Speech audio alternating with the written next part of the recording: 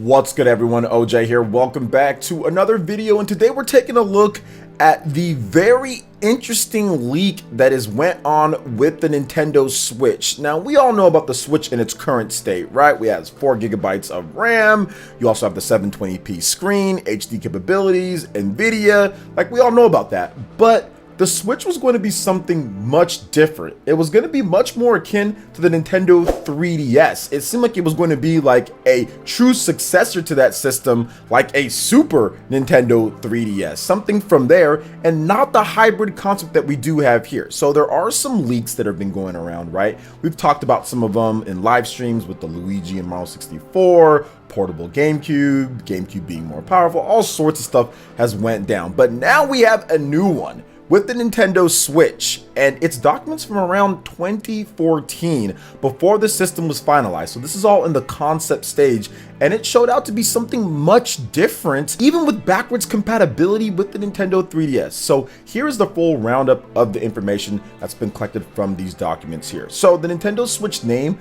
was decided on way back in 2014, so they even had that name then. Now, Nintendo's original Switch concept used an SoC from AT Ericsson. The console was supposed to support 3D video and be backwards compatible with Nintendo 3DS seemingly. Now, Street Pass, Spot Pass, and pedometer features were planned for the system just like the Nintendo 3DS, which is why I was saying that the system seemed to be more of like a Super Nintendo 3DS or more of a follow-up to that system, because those were some of the defining features of the Nintendo 3DS. Now, it was not decided, but the final device would sport 1 or 2 screens, likely one. So they didn't quite know. They did make a Nintendo 2DS with a single screen that was separated by a plastic little thing on there on the Nintendo 2DS, like the wedge, the cheese wedge. So they did make that. So it's not required. They could have split it up if you're playing like Nintendo 3DS games backwards compatible, have 2 of them on a bigger screen, but hey, it is what it is there. But it would have likely had 1, they said.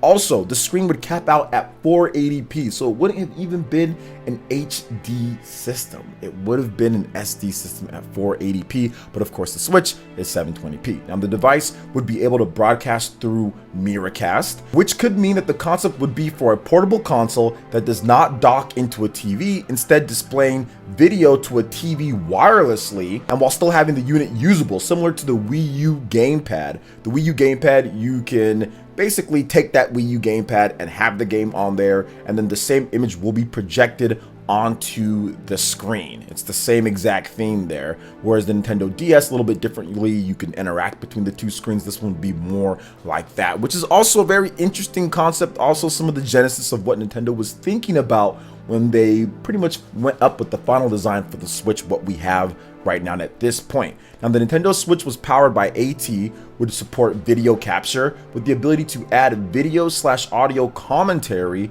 You could then upload it to Nintendo World. Now, data sheets outlined the functionality for video and voice conferencing while playing a game. The ST Switch would have had a dedicated hardware to facilitate the 3DS backwards compatibility. The ST Switch would have 1 gigabyte of RAM, so while that's a lot more than what the Wii and the Nintendo 3DS had, that's definitely a downgrade from the Wii U. So this system wasn't going to be something that really kind of blew you away with what it could do. Because remember, the Nintendo Switch has 4 gigabytes of RAM, and Capcom had to actually talk them up from 2 gigabytes of RAM. So they increased it by doubled it to, to 2 gigabytes. And then Capcom had to say, yeah, you need a bit more than that. And obviously that's paying off with a bunch of really cool games built for the Switch from Capcom right now at this point. Now, also, it would support 480p video on the cameras. It would also possibly allow you to resume play from the sleep mode by pressing a gesture, although this wasn't finalized, as the sleep mode section does have an OK on it. Now, obviously the Nintendo Switch was a completely different system than what it was here, but it's interesting to see what they were thinking about, the concepts, the ideas, and kind of floating around what they were going to do. Obviously they didn't go with AT Ericsson like how they went with before, I think the GameCube and stuff like that. They didn't go with that. They decided to go with NVIDIA and their technology, and they decided to use a lot newer technology, right? The 18, what they were going to use beforehand, was not as good as the chip in terms of the Tegra X1 that Nvidia had. So they waited, they said, hey, you know, we want to make this more of a console. Yes, you would have been able to do like the whole, you know, Miracast and being able to wirelessly project an image onto a TV, which is great. That's awesome, but it still would have been 480p. It still would have been 480p. This system was going to be, at least in portable mode, was going to be a 480p system, whereas we got 720p on the portable Switch that we have right now in handheld play or in tabletop mode, you know. And I don't think it would have been as strong too, because you have like the gigabytes of RAM. I mean, some people are saying this would be a good idea. While I personally feel this was better that they left this on the concept stage, but to be honest, this is how these systems kind of come about. You don't just snap your fingers and all of a sudden, okay, I have the Switch name, I have the graphics that I want to use, I have the amount of RAM that we're going to have, I have everything. It's a developing type of thing. You kind of feel things out, you kind of work your way around and say, what's going to be the best thing for us? Also, things change in the marketplace. In 2013 or 2014, when you're looking at it, something might have came up like in the next year, or some type of technology comes up, or some type of something comes about to where you say, hey, I want to use that.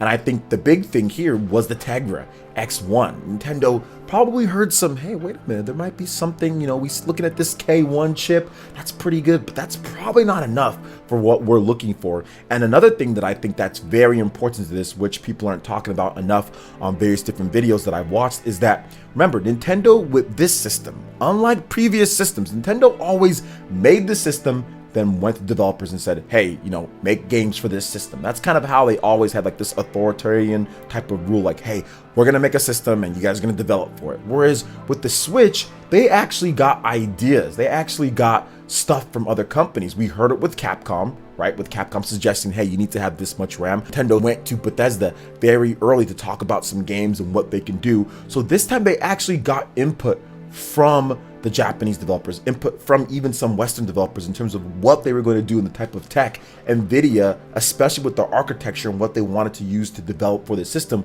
was going to be far easier and better to use because developers were far more familiar with that type of infrastructure and technology than probably what they'd be with what Nintendo would have went with before. So the fact that Nintendo actually listened to some of these other companies to get the system where it needed to be was a good thing. And that's the reason why things were so late on this. Things were under clamps with the Switch, right? But that's the reason why everything was so late, because Nintendo didn't pick that graphics chip, you know, till 2015 or so. And they were trying to get some dev kits ready 2016, and then early 2017, it's launch time. The 2015 chip that they used was only announced at that time at the Tegra, what was it, the Super Chip conference that they had there in 2015. So it's not like there was a ton of time to put everything else together. So things were evolving, but I'm glad that it did. That shows that Nintendo wasn't set in their way of, hey, we're gonna make this and this is how it's going to be and nothing else is going to change that. I think that's kind of like the Wii U is. We're going to use this, not going to change it. This is our concept and that's that. And they didn't really go to anybody to kind of see, well, what else can we do?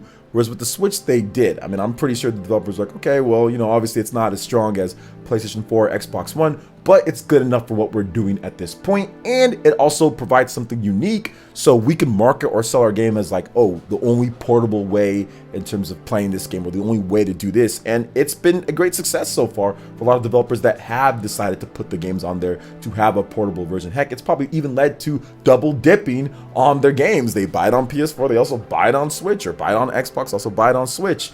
You know, so it makes sense for everybody involved. And I'm glad that Nintendo decided to go through with how they had it at this point, because the system beforehand, I'm not so sure about that one. 480p final, no, I'm not so sure about that. Maybe that would have changed, but the graphics that they were going with definitely didn't seem like it was going to be able to do what the Nvidia Tegra X1 can do. Because remember, that chip they would use, that would probably have been weaker than the K1, the Tegra chip. So yeah, it definitely seems like they made a good call by waiting and going with that Tegra X1 on there. And it worked out just fine. Switch is doing amazing.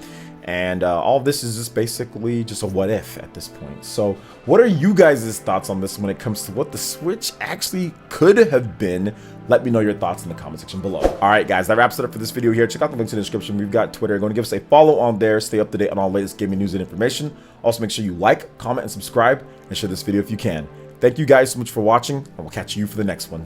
Peace.